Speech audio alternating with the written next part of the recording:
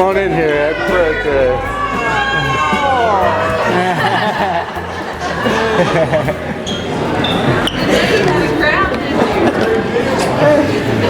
You're a big deal. You want me to turn back?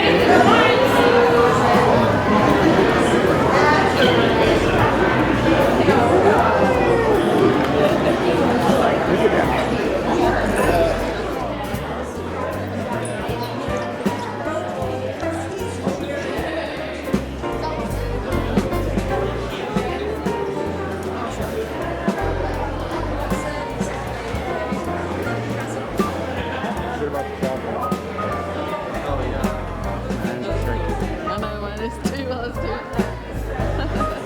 Take a picture of your mom. It's good. I like a little picture.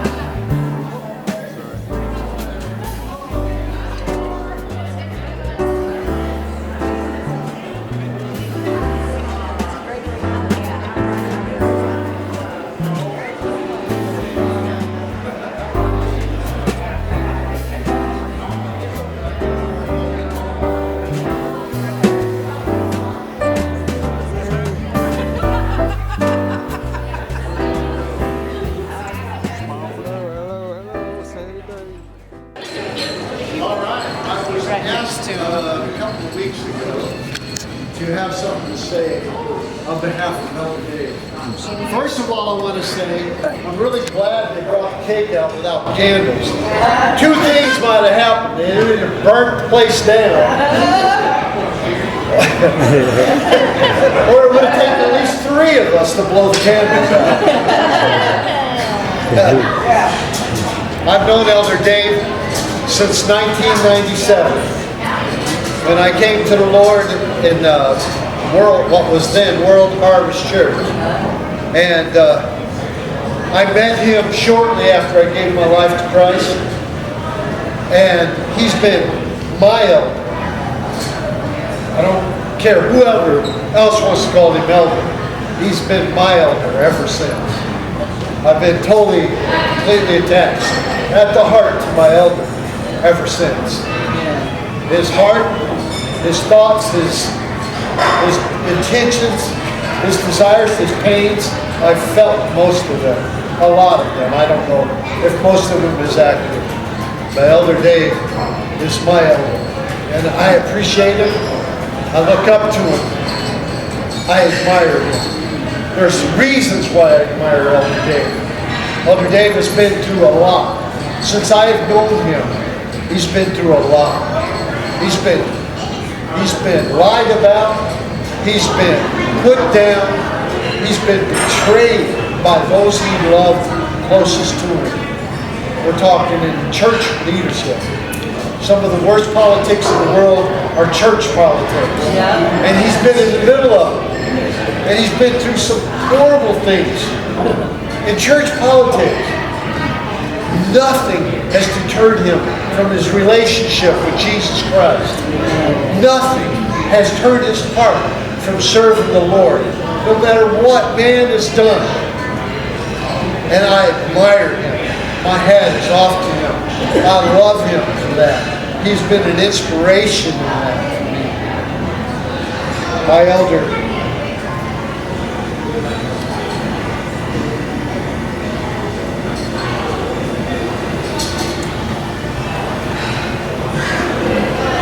my elders, the part I've struggled with trying to say right, especially to all of you that are his children and his grandchildren, is that my elders' greatest desire of legacy. Let me explain the legacy. Legacies can be kind of shallow. I know a man that took his family to Israel.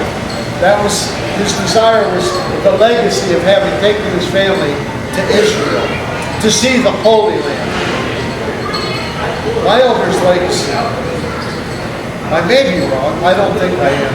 My elder's legacy is to see all of his children and his grandchildren and his great-grandchildren in Christ, in church, loving Jesus like he loves Jesus. That no church politics, no nothing can deter him from serving the Lord. And that's what he desires for every one of you. Because no matter what you gain on this earth, it's going to pass away. When you die, when you go home to be wherever that's going to be, it's going to stay here and you're going to be gone. What matters is the treasures you lay forth in heaven, not the ones that you have on earth. And that treasure is found when you serve God with all your heart. Now, those treasures are forever. That wasn't you. And you're his treasures. And he wants you to be his treasures forever. You're his legacy. And he wants that legacy to excel in the kingdom of God.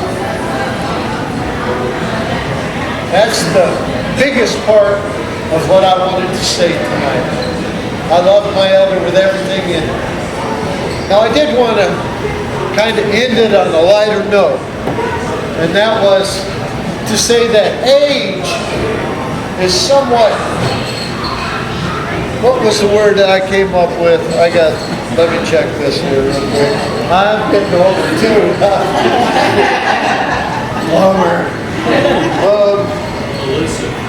Age, no, it's not elusive.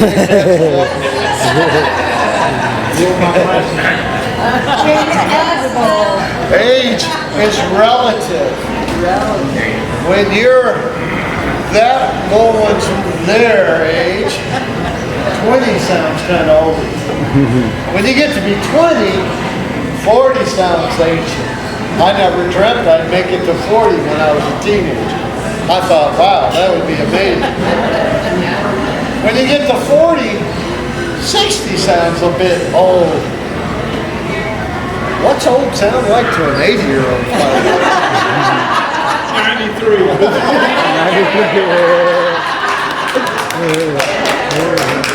So age is relative. So, we enjoy ourselves at whatever age we are.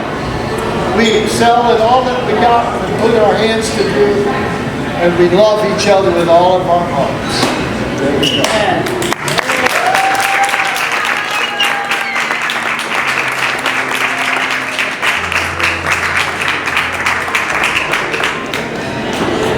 Not only do I know him as a friend, I know him as a best friend.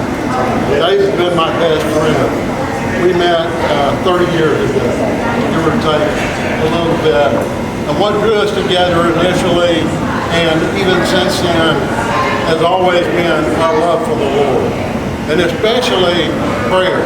That was the one thing that Dave and I share and still share together, is the desire that we have toward prayer. And it's not just prayer, but in adding to what Al said, prayer for his children.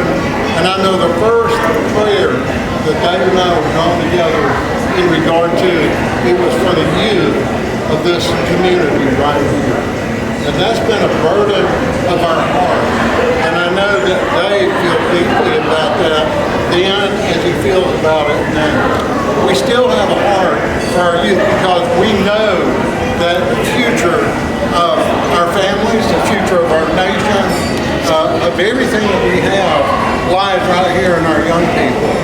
And so we've spent many, many, many hours in prayer, not only for families, not only for marriages, but especially for the youth and for the youth of this community here in Pickens County. And so that drew us closer and closer together. But there have been so many things. I know Dave as an elder, I know him as a friend, I know him as a companion. My wife and I know him as one of our most favorite traveling partners on vacation. With he and Susan, we've had some wonderful times together, and I'm so thankful we have traveled many places on the globe, having fun, vacationing, riding motorcycles, rafting. We have been to Africa and other mission efforts together, and all the while the common ground has always been our love for the Lord Jesus Christ. But the kinship that we have, now as most of you know, in any family, it's not always smooth sailing. You know, there's some highs and there's some lows. And so Dave and I have been at odds from time to time, but we always come back together. We've never lost our love for one another, our respect for one another, and the deep regard that we have for one another, values, and each other's heart. That's always been foremost in our relationship, that no matter what offense may have come, and I know that he's been offended at me, I've been offended at him, but we always came back together and got right back to where we were, the center focus of our love and our kinship for each other. And a couple of humorous things I just want to say. I know that we were on vacation a couple years ago. We flew into an island, and Dave and I went out. One thing I love about Dave is his adventurous spirit. He's always up for doing something adventurous, whether riding motorcycles or zip lining or rafting the Ocoee, doing things like that. And it's funny sometimes because we flew to this island and we were doing a zipline adventure, and this man had, I think he was 78 at the time, he was literally running up these steps, and the young guys that were with us said, "How old is your friend?" I said, "He's only 75. And they were astounded. They couldn't believe that and they were much younger people than us on this trip. And they were all lagging behind, even and on, when they got to the top of the ladder. And Dave was right there at the top at the beginning. And then when we get back to the beginning of the thing, ending, they said something that we can't believe a man of 75. He said, "I'm 78. 78. So I love that about Dave. He's willing to try new things. He's just so much fun to be with. We love him dearly. And we flew into this place. There were a couple of mountain peaks there, and we were sitting apart from that. But all the while on this trip, on this zipline trip, he kept looking and said, "Where are the pecan trees?" I'm thinking, pecan trees? What is he talking about? We're on a tropical island. We went on this waterfall excursion, and he said, the guy said something. He said, "Well, I'm looking for the pecan tree." He said, "We don't have any pecan trees." It dawned on me. The primary focus of this island are these two mountain peaks called the Twin Pitons. So when we flew in, they turned the plane and they said, "Look out your window and you can see the pitons." Dave thought he said pecan. So I laughed about that because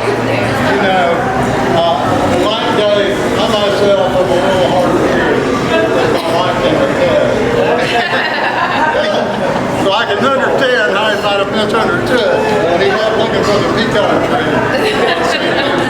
So anyway, I love you, man. I think you're the best.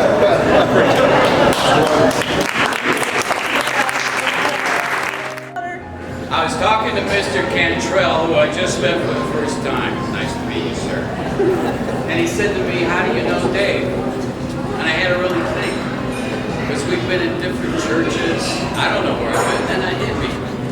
It was World Harvest Ball Ground.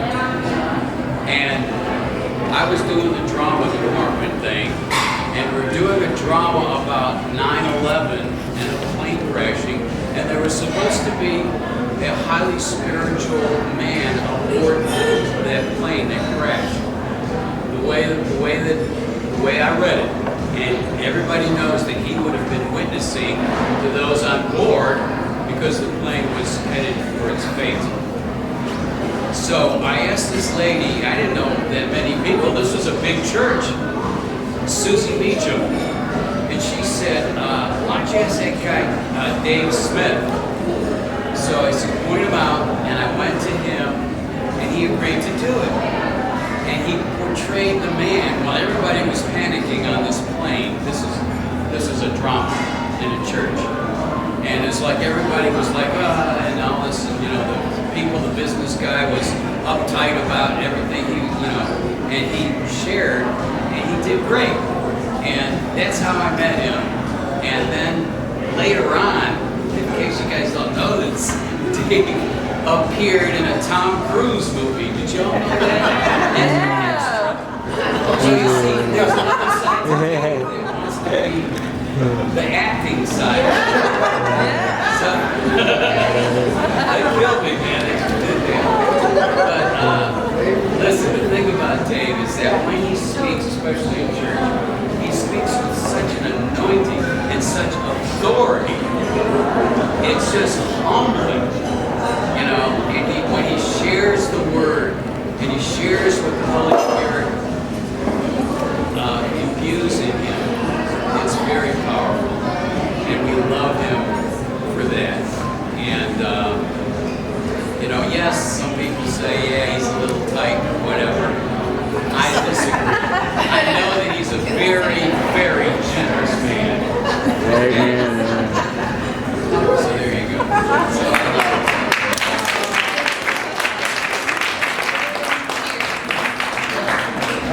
Me and Dave's been friends for probably about 23 to 25 years. I know Dave outside of the church and in church. I know him, we have spent countless nights, countless miles on the motorcycle together. We've gone from here to the Grand Tetons to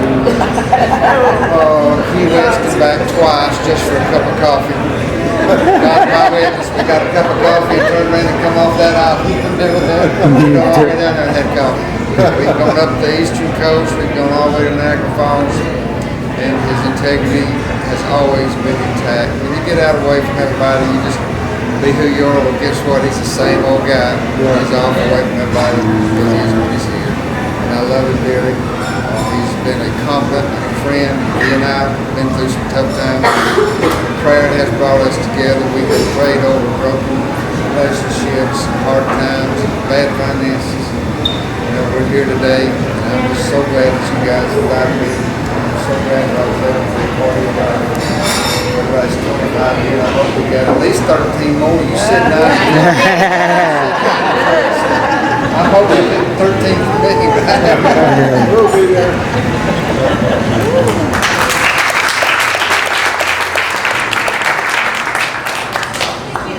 Right. Look, I'll say something quick. So, a lot of you may or may not know this. Dad is, always call him Dad. He's actually not my father. We came to know each other when I was a couple years old. And when you think about that at that age, and the age that he was at the time, it's really kind of a life-changing thing to take on a kid that's not yours and raise him as a real child. That's all it means a lot to me. But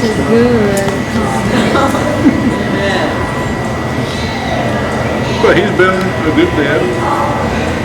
He's been firm. He's always taught me the right way. I think he's been a real good father.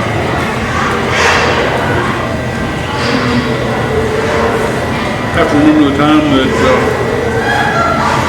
when we lived up on Turner Road, we had he was building the barn down by the pond, and I was just learning how to work on my bicycle. And I had adjusted something on my bike and left something loose.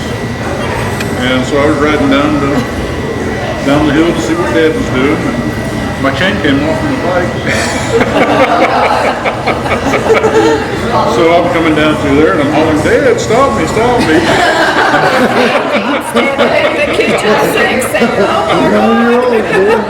And he just stood there and watched me go by.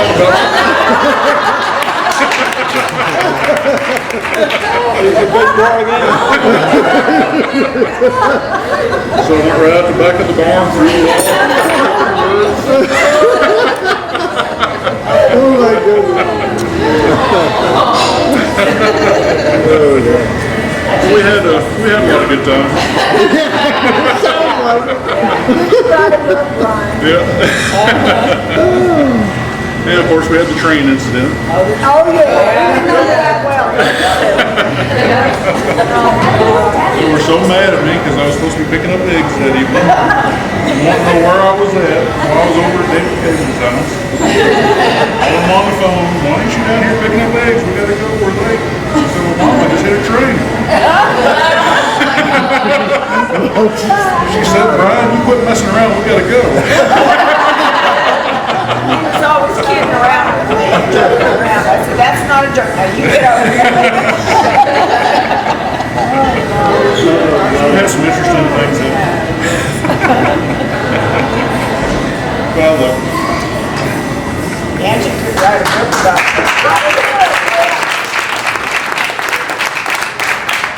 Haven't prepared anything, haven't planned anything. I've been trying to just plan the party in general. Yes. And I'm a terrible public speaker, but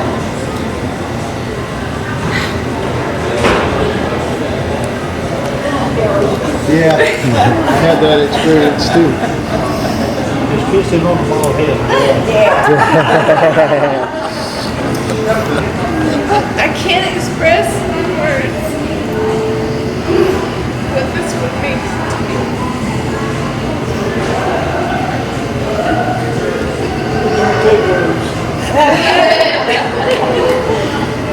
He has loved me through a lot.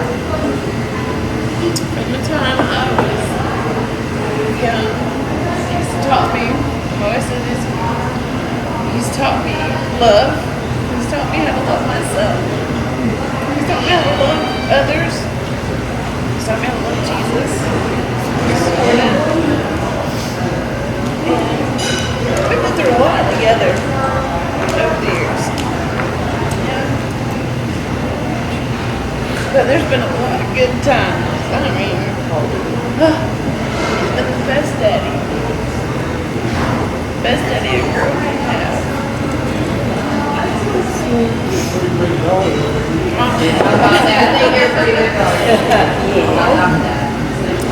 I'm a mama too.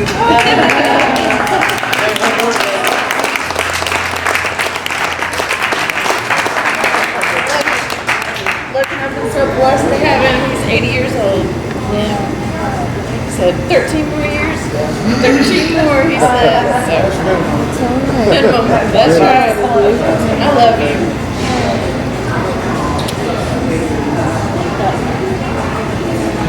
Yay, awesome. Blessed.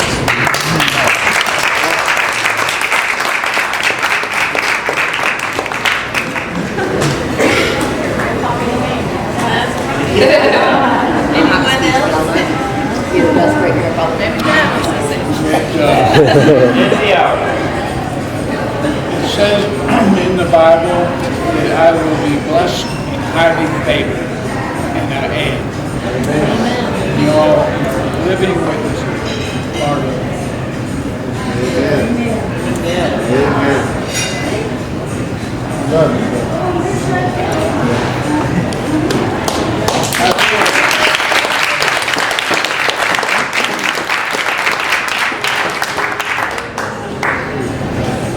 time to eat dessert. Birthday to